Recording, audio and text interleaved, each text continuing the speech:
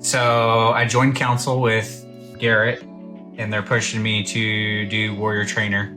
So essentially what it is you're part of council. That's you've got your responsibilities of showing up in council to learn from Garrett. But then he's encouraging to create your own coaching business, sort of. It's the see one, do one, teach one. And he's like, when you show back up next week, you will know what of these three cores, so body, wealth, or relationships, you're going to go after. Then you're going to pick a sub niche of that.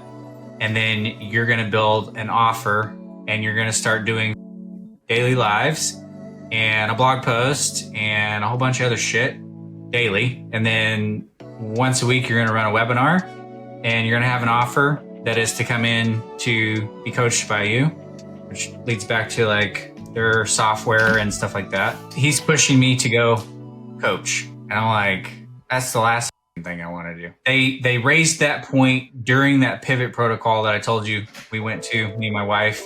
And my wife was in the other room listening, and she's like, Craig wants to do that. And when she came to talk to me, I went, no, I don't want to do that. It sounds like a lot more responsibility. I got enough on my plate to deal with. I don't need a bunch of other yahoos to deal with and try to coach them. I barely know what the hell I'm doing, but I feel compelled to do so. And I said, it literally feels like somebody is behind me. Keep looking back and there's nobody there, but I'm being pushed down a hallway towards this. That sounds woo-woo and stupid, but that's how it feels. I'm like, every fiber of me is rejecting this because it feels like more work and energy to expend than I feel like I have to give right now. And yet I'm being told that's where I'm supposed to be. So that happened. And then I jumped in. I'm part of another little mastermind group called Masters of Fate. And they had a little breakout session, and I was talking to the guys, and we were relaying what our goals were and whatever. And this guy popped in late, and he's like, what's going on, boys? And we're like, we're laying out goals and trying to figure out what our environment needs to look like and what our attitude needs to look like and stuff. He's like, I don't even know where to start. I don't know where I want to go yet. I just had 2 7-figure businesses that I built over the last 2 years go belly up.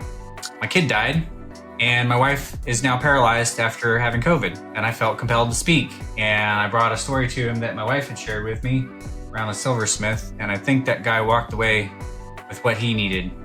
The story goes that there was a group of 4 or 5 women that were studying the Christian Bible, and I do not know what the passage is. Maybe you do. I'm very terrible at memorizing that, and I've not read the Bible all the way through, but it was talking about God sits with you as a silversmith does to remove impurities. What the hell does that mean? And one of these ladies took it upon herself to go talk to silversmith, and they're like, what does that mean? What does it mean for you to like sit with the silver while you're removing impurities? And he's like, it means that I have to sit with the silver. I put it in the hottest part of the fire. I have to do that in order to remove the impurities. She's like, we don't just put it in there and walk away and come back later. He goes, absolutely not. I have to sit with it, because if I leave it in even 1 second too long, it will damage the metal. How do you know whenever it's ready? He goes, that part's easy, when I can see my reflection in it. That story is what I felt compelled to tell him. I feel like he's going through trials right now, being held in the hottest part of the flame. It feels like he's gonna break, but I think God's sitting with him.